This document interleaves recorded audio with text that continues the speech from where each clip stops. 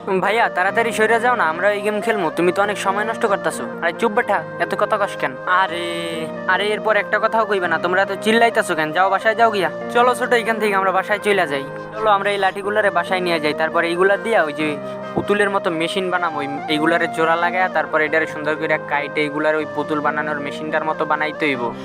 ভাইয়া এই যে এইটা নাও। হ্যাঁ ছোট, এইটারে দাও। এটারে এমন ভাবে লাগাই দেবো যাতে ছুটতে না পারে। আবার ইঞ্জেকশন লাগাই দিলাম এটার ভিতরে।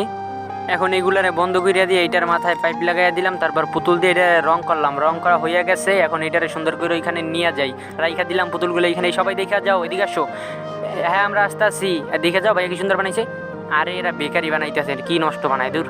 এই দেখো এইটার ভিতরে দিয়ে একটা একটা করে পুতুল বের হয়। যে পারবা নিতে পারবে, এইটার একটা পুতুল নিতে পারবে এখান থেকে। দেখছো কি সুন্দর পুতুল বের হয়। ও আমার পুতুলগুলো তো সেই মজা হইতাছে এইগুলায়। এই মেশিনটা এখনই নষ্ট হওয়া লাগে।